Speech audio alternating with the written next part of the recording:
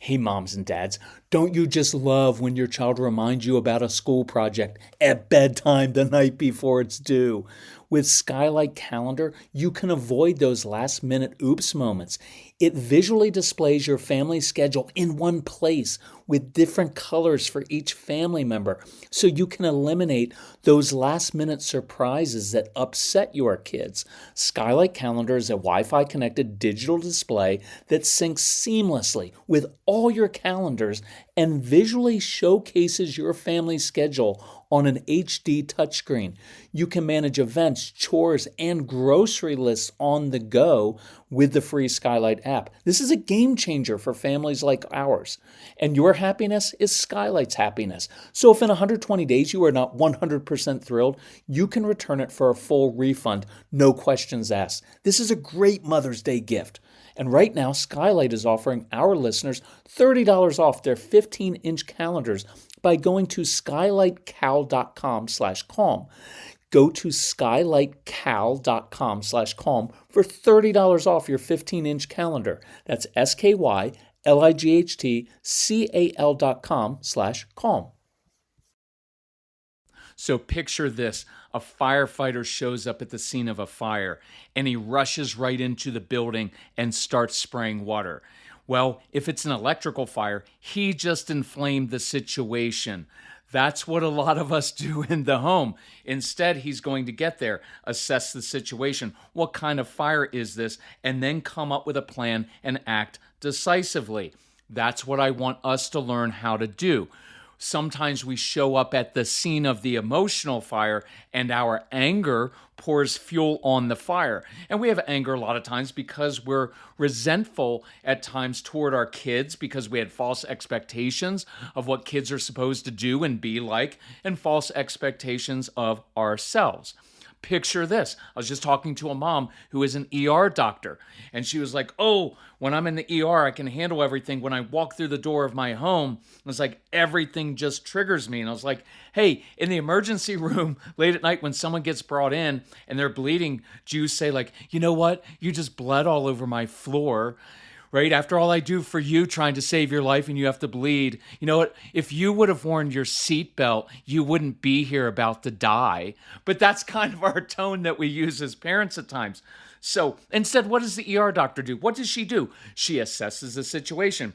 She takes the vitals. She stabilizes the situation and the parent, and then leads her team to heal. And she does that with confidence. So how can we apply these different principles to discipline our strong-willed child without being angry or frustrated? How do we discipline these kids without letting them get away with things or enabling them?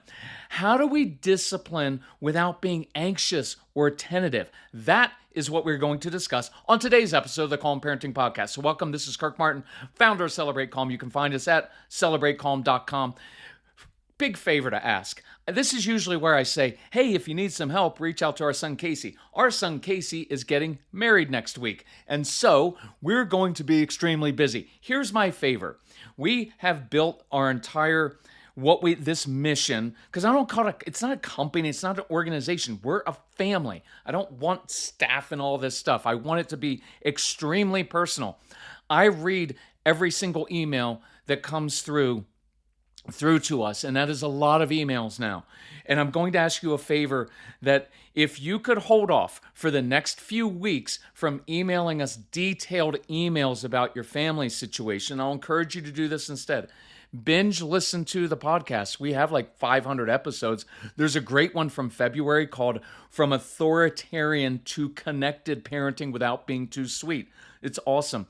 Or go through our programs. It's the perfect time this summer. Focus on yourself, changing yourself, and work through these situations yourself, because there's nothing more gratifying, and it's a great way to learn to say, oh, I'm going to wrestle with this situation. I'm going to apply the principles. I'm going to use the scripts, because when you get our programs, we give you scripts, specific action steps.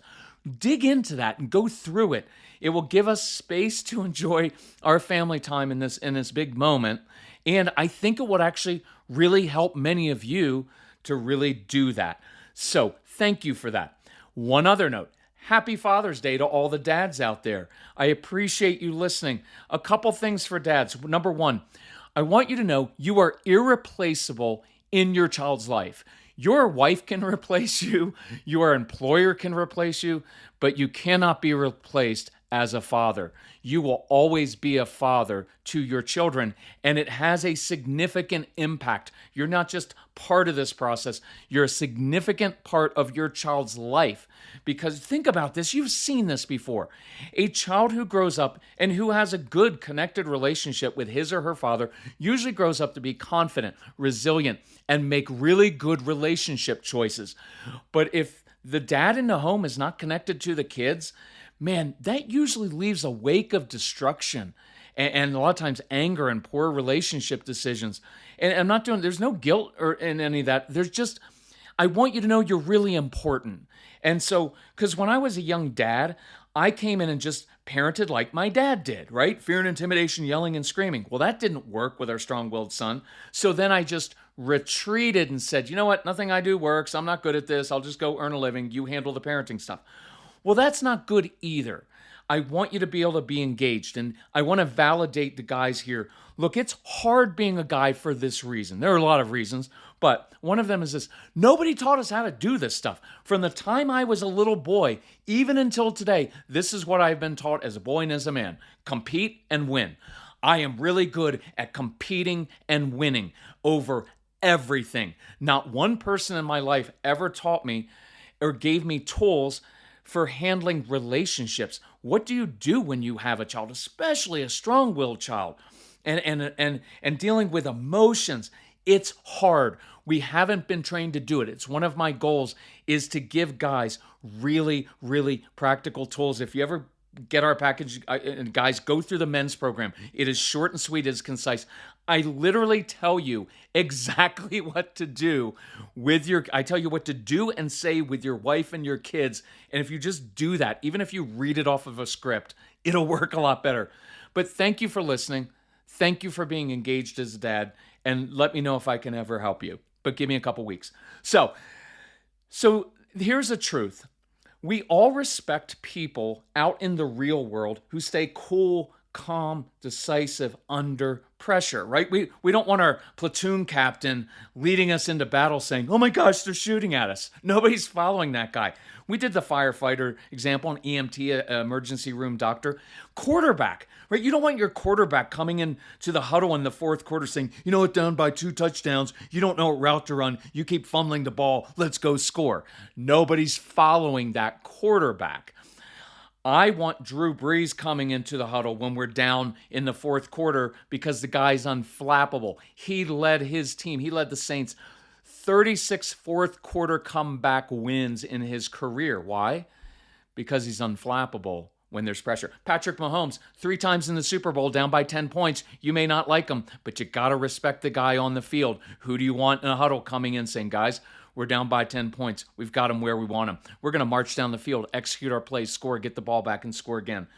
Your kids will follow you. They will listen to you. They will respect you when you can lead them with calm, confident authority. And you're the stabilizing factor when you put out the emotional fire. So, how can we do this in everyday situations? So we just moved into a new home with no landscaping. So we were thrilled to discover fast-growing trees. They take the hassle out of creating your dream yard. No more wasting your weekend driving around, being overwhelmed by big garden centers that don't have what you want. Fast Growing Trees is the biggest online nursery in the U.S. with thousands of different plants and over 2 million happy customers, including us. Get your plants delivered directly to your door in just a few days. Their Alive and Thrive guarantee ensures your plants arrive happy and healthy. Plus, you get support from trained plant experts on call to help you choose and care for the right plants. This spring, Fast Growing Trees has the best deals for your yard, up to half off on select plants. Plus, listeners to our show get an additional 15% off their first purchase when using the code CALM at checkout. That's an additional 15% off at fastgrowingtrees.com using the code CALM. fastgrowingtrees.com/CALM. Offers valid for a limited time. Terms and conditions may apply. So Mrs. Calm told me yesterday, I wish I had begun drinking AG1 sooner. My stomach has felt so much calmer and I'm more regular. My AG1 in the morning provides some consistency I really crave. And that's one reason I love my AG1. It's an easy, healthy daily routine. No messes, no blenders. We put 1 scoop of AG1 into a bottle of water, shake it up, and start our day with 75 vitamins, probiotics, prebiotics, and whole food sourced ingredients. Check out a special offer at drinkag1.com/calm. Look, I've got more energy, better mental clarity, and AG1 supports my immune health. And that's why I've been partnering with AG1 for so long. Be an AG1 couple like us. AG1 is offering new subscribers a free $76 gift when you sign up. You'll get a welcome kit, a bottle of D3 and K2, and 5 free travel packs in your first box. So check out drinkag1.com/calm to get this offer. That's drinkag1.com/calm to start your day with a win. I'm super excited about this podcast because this is my 7th attempt at recording it. I've recorded it 6 other times, full podcast. I've never done this before. I really want to get this right, and I'm excited because I'm going to give you some scripts, some strategies. But here's a mindset shift, which is really important. So I want you to shift your idea about your role for the next week and when you're dealing with your kids, and just watch how it works. So I want you to shift. Here's one. I'm going to give you like 3 or 4. From being the authority figure in the home to being the leader in the home, the quarterback, the ER doctor, the firefighter. And here's why. Sometimes we have this idea. I know I did when I became a dad. Look, when I became a dad, here's what I thought my job was. My job is to roam around the house, catching kids doing things wrong, and correct them. And I used to think, if I'm not correcting my kids, I'm not being a good dad. And many of you have that view because it's honestly a perverted view of an authority figure who's just kind of this angry, petty person who's trying to catch people doing things wrong. And so I would point out everything, especially that Casey was doing wrong, and it just backfires. And some of us do this because we feel like, well, I'm a parent, I have to do something. I can't let them get away with it. So we just bark out consequences that usually don't work. And we get very reactionary. We take things personally when these things happen. So I want you to shift. So what if you said, hey, for the next week, I'm not going to call myself the authority figure, the mom or the dad. What if I went into situations, and I'm going to give you very specifics in a few moments. What if I was the quarterback walking into the situation, the ER doctor, the firefighter? Because then I'm not going to take it personally. Then I'm going to problem solve.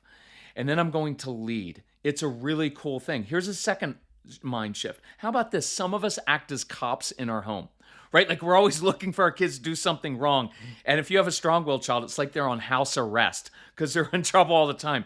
Or maybe we're the judge who's always meting out sentences, or maybe we're the attorney arguing with them.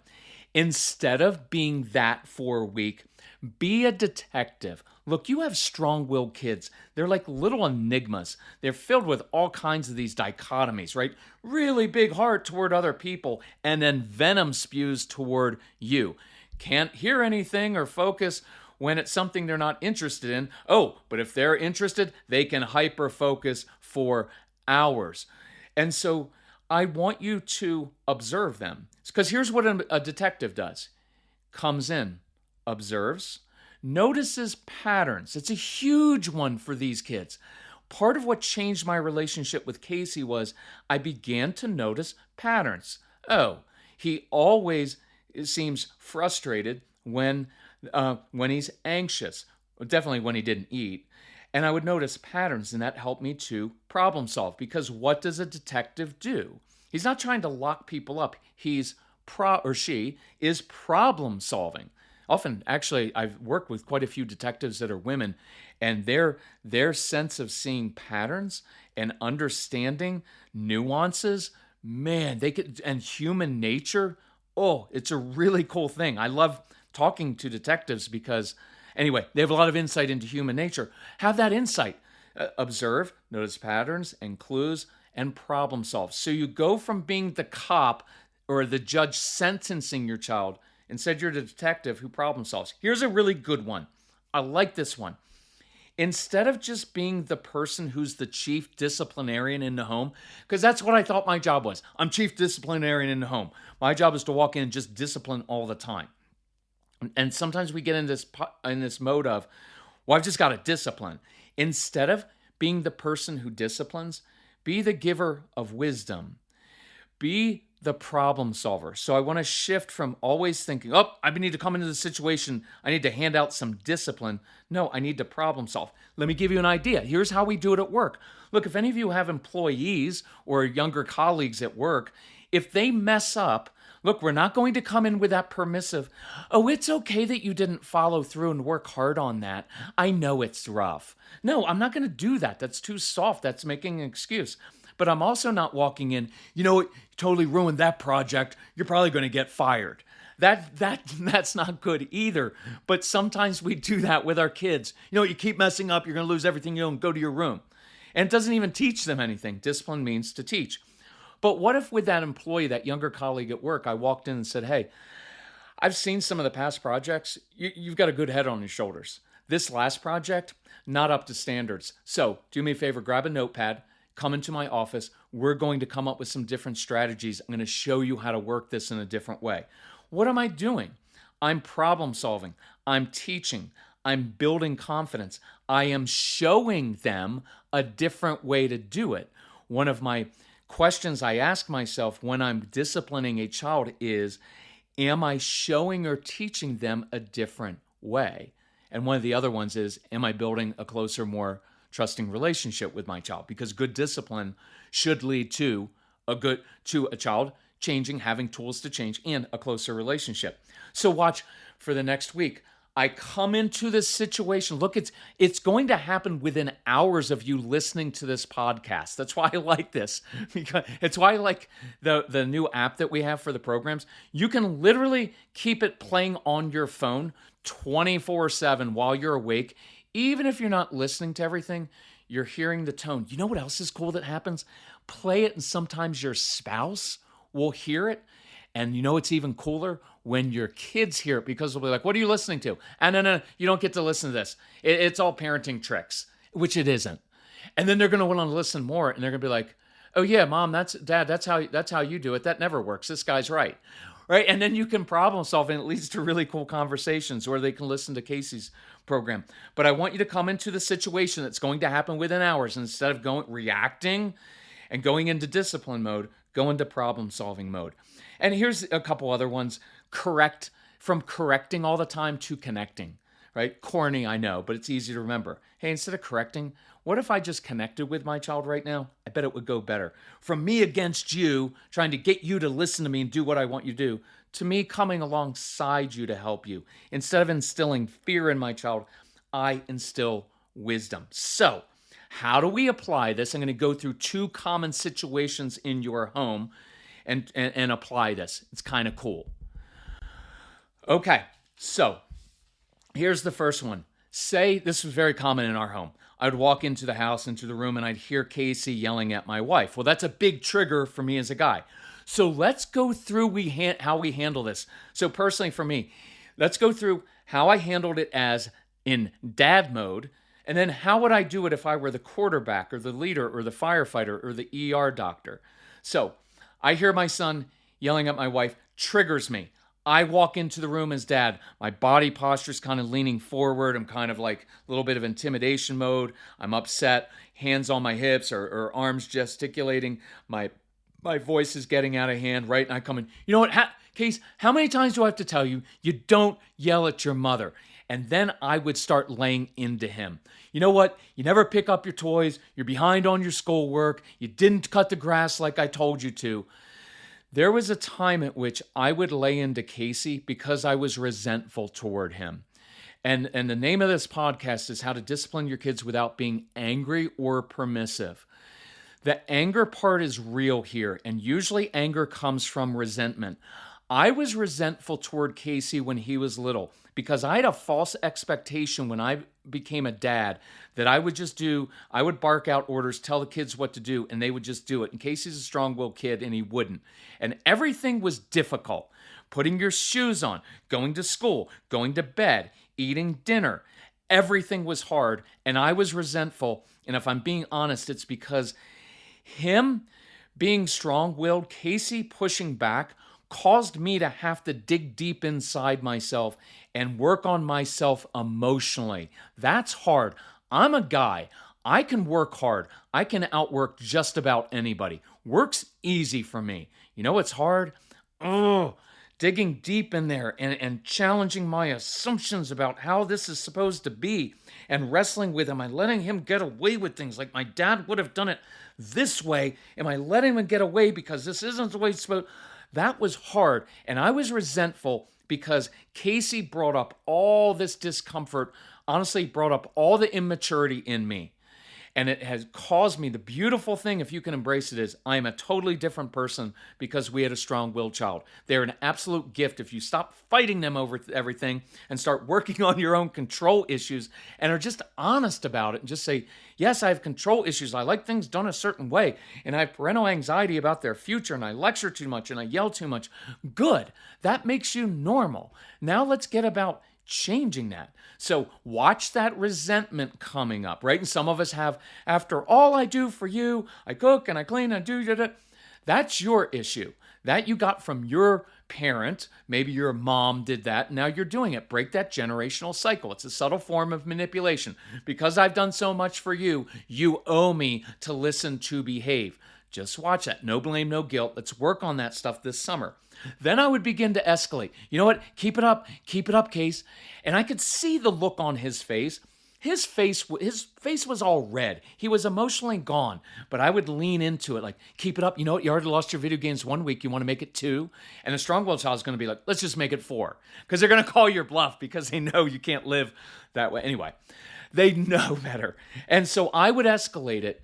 And I would keep going until he finally said something disrespectful to me and then went up to his room and slammed his door. Why? Because then I could feel justified when I walked down and told my wife, did you hear what your son just said to me? Yes, fully justified. My son was disrespectful. But guess what? I'm the one who escalated it. And what I was really telling my son back then was this. Casey, I need you to behave and do exactly what I tell you to do, because if you don't do exactly what I tell you to do and if you don't behave, I'm not sure I can behave, and you do not want to see me angry. I hope there's a little bit of an ouch there. I don't do blame or guilt, but I want these things to sting. Why? Because what I was doing to my son back there was literally killing, murdering our relationship and murdering my son inside. And it was all because of my immaturity, and I couldn't control myself. And that's what happens because I felt powerless. So I reverted back to what I'd always known. So let's do it differently. What if I walk into that situation as the quarterback or the firefighter, or the ER doctor, EMT? So now there's a scene. There is fire in that kitchen as my son is yelling at my wife. But instead of rushing in, I walk in, I assess the situation. It's on fire. My goal is to put out the fire. I always want to de-escalate before I discipline. How do you de-escalate? I've done a lot of podcasts, so I'm not going to do it all. Motion changes emotion. Often giving kids a mission or something they feel in control of, huge. Tone of voice, absolutely essential. So when I walk in as the quarterback, see, when I'm the quarterback, I'm walking up to the line of scrimmage. I'm like, this is an all-out blitz. I better call an audible because the play that I've always done before, moms and dads, especially dads, right? Dads were like, you know what, if I just do it this way one more time, maybe he'll get it. It hasn't worked for the last 3 years or 13 years. You've got to change your strategy. You can't keep running. You can't keep calling the same play in your playbook if the defense already knows what's coming. So I come up and I call an audible, different play, and I say, hey, Case, I've got a football. When you're ready, if you want to come outside and play catch, I'll help you with whatever you're struggling with. Hey, I'm going to go dump the Legos on the floor in the living room. When you're ready, if you want to come in and build with me, that'll be awesome. I did this. I've done this example before with a kid who likes to fish. So I said, oh, you know what? Hey, Case, just remembered, we're going fishing this weekend. Hey, when you're ready, meet me in the garage and we'll sort through, we'll organize the fishing lures. Why? That gives the child something he or she is in control of. And I also love going out, getting in the car. Older kids, I love being able to say, hey, Case, listen, I forgot to get something at the store. Listen, in 3 minutes, I love specific time limits. It's very grounding. Specificity is grounding. Hey, in 3 minutes, meet me in the car. We'll run up to the store, grab that, and then we'll stop at Taco Bell on the way home and get something to eat. Why? Because kids, my son was always hungry. And now I'm riding in a car, there's no eye contact, and I'm able to connect with him. In all these cases, what am I doing? I'm leading the child to calm. I'm connected with them, and now I'm teaching and showing and problem solving. See how that works? Shift this week from being mom or dad to what if I am this other person and I assume that role? Here's the second example. This is a cool one I love. So this is real world example we just dealt with. A girl is starting to freak out because there's camp next week and she doesn't want to go because she's not going to know anyone and there's a lot of anxiety, so she's starting to hem and haw about it. Well, the parents naturally, as the anxious parent, sometimes we start to say, or a reactive parent, we go to, you know what, that's non-refundable, we already spent all that money, you're going. And you know that doesn't work with a strong-willed child. They're like, I don't care. It's your money. What are you going to do? Send me to my room for the week? I'd rather go there.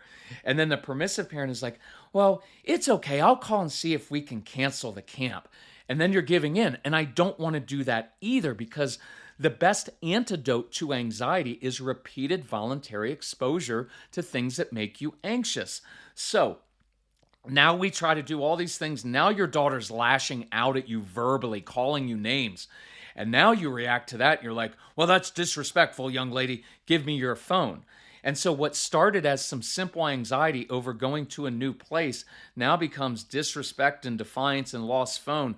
And now you are on a, whatever the highest alarm, 10 alarm fire that you have.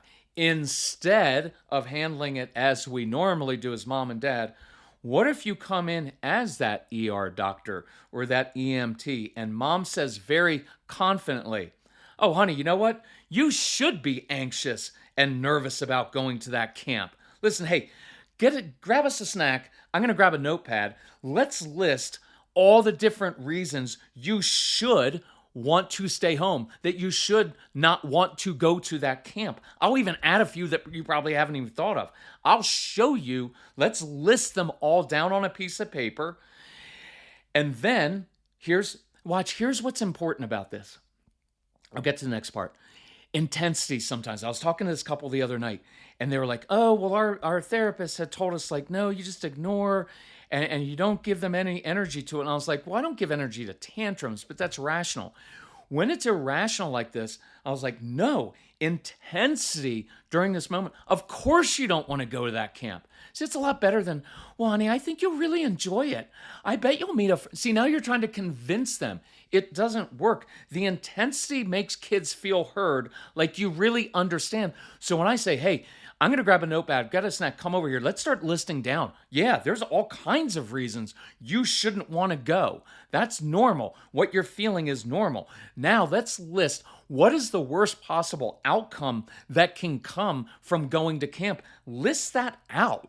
In one of the programs you get in the package, it's called Straight Talk for Kids. It's our son Casey talking as a kid to your kids to help them control their impulses and emotions. But he takes you through this of listing what's the worst thing that can happen. And then you list the upside. Hey, honey, here's what happens when I get anxious like this too and a little bit nervous. All I notice is the negative, but let's list the upsides, because you could meet a new friend. There might be someone there that struggles more than you do, and you ride in and you're the hero to that person, and you helped someone else with that big heart of yours enjoy a camp that they've never been able to go to. And then you're going to feel confident and proud of yourself. And we can email that camp leader right now if you want, because here's another tool to deal with anxiety. If you have a mission to focus on, man, that's awesome because you're really good at X. So why don't we ask the camp leader if they have a job that you could do when you go there? Maybe you could go an hour early and help them set up for that camp. Maybe you could help them with the younger kids because you rock with younger kids love you. See, now I've entered into her world and confidently helped to put out that fire. It's just very counterintuitive. And so that's the hard part with the strong-willed kids, is that it's all counterintuitive. And so that's why I encourage you, go through the programs because we teach you how their brains work. And it's really cool. I have to give credit. A mom named Haley reached out. She said, I love your programs because there are no ads. Totally get that. I get that ads are annoying. I appreciate those of you who just listen through the ads or play them at 1.5 times speed. It's just how it works. There are scripts in the programs. It's very systematic. The programs give me a lot more time to go through situations from 5 or 6 different angles. There's a lot more brain science in, say, the ADHD University program and also workbooks. So let's do this over the summer. Over the next few weeks while we're celebrating the wedding stuff, really dig into this. Work at it, because the more that you do this, it's like reps as a quarterback. The more you throw the ball, the more game experience, the better you get, the easier it is. So let's shift from just being the authority figure to being the leader in the home. Who's the leader you like to emulate? Is it a platoon captain? Is it an ER doctor? Is it the quarterback? We'll go from being cop to detective. And here's the one I really like. For the next 24 hours, every time you have an opportunity to lecture or discipline, instead, go into problem-solving mode. I guarantee you the outcome, your kids will receive it so much better. It's cool. Hey, thank you for listening to our podcast. Thanks for those of you who are on Instagram. It's a really nice little community there. In the midst of icky social media, very supportive parents, because this is hard and you guys are used to being judged. So thank you for that. Thanks for sharing the podcast. We do appreciate it. All right. Happy Father's Day to the dads out there. Love you all. Bye-bye.